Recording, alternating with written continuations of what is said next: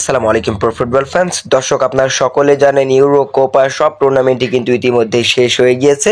আর 2023-24 মৌসুমের Ballon d'Or কে পাবে, আসলে সেই বিষয়টি নিয়ে কিন্তু অনেক বেশি আলোচনা সমালোচনা হচ্ছে সোশ্যাল মিডিয়াতে। কেননা এটা হওয়ারই কথা, কেননা কোপা আমেরিকা এবং ইউরো কাপের ওপর কিন্তু নির্ভর করছিল যে আসলে ব্যালন ডি'অরটা কে পাবে। যদিও এবারের সিজনে ভিনিসিয়াস জুনিয়র সবার থেকে এগিয়ে ছিল, তবে এখন পর্যন্ত ব্যালন ডি'অর র্যাঙ্কিং এ যে 10 জন আছে সেখানে কিন্তু বিখ্যাত ফুটবল সাংবাদিক ফাবিজিও রোমেরো তিনি কিন্তু একটা প্রতিবেদন প্রকাশ করেছেন গণমাধ্যমে। সেখানে তিনি স্পষ্টভাবে 10 জনের নাম উল্লেখ করেছেন যে এই 10 জনের মধ্যেই ব্যালন ডি'অর পাবে এবং র্যাঙ্কিংটাও তিনি প্রকাশ করেছেন। বলতে ভিনিসিয়াস জুনিয়র ব্রাজিল দলকে কোপা আমেরিকাতে কোনো সাফল্যই এনে দিতে পারেনি, অথচ রদ্রি এবং জুড বেলিংহাম তারা কিন্তু স্পেন এবং ইংল্যান্ডকে অনেক ভালোভাবেই এগিয়ে নিয়ে গিয়েছে। তবে এখনো কিন্তু ভিনিসিয়াস জুনিয়রই কিন্তু নাম্বার 1-এ রয়েছে। ফাবিজিও রোমেরোর এই পোস্টে স্পষ্টভাবে দেখলাম আমরা ভিনিসিয়াস জুনিয়র 1 নম্বরে, রদ্রি 2 নম্বরে, 3 নম্বরে আছে জুড বেলিংহাম, 4 নম্বরে ড্যানি কারভাজাল, 5 নম্বরে লামিয়াল ইয়ামাল, 6 নম্বরে লিও মেসি,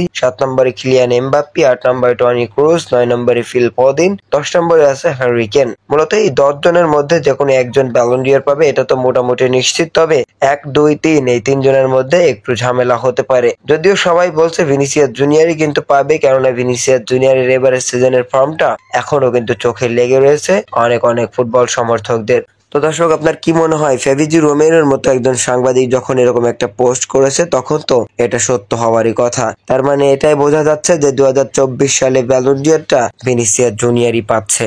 আপনার কি মনে হয় অবশ্যই জানিয়ে দেবেন আমাদের ভিডিওর কমেন্ট বক্সে।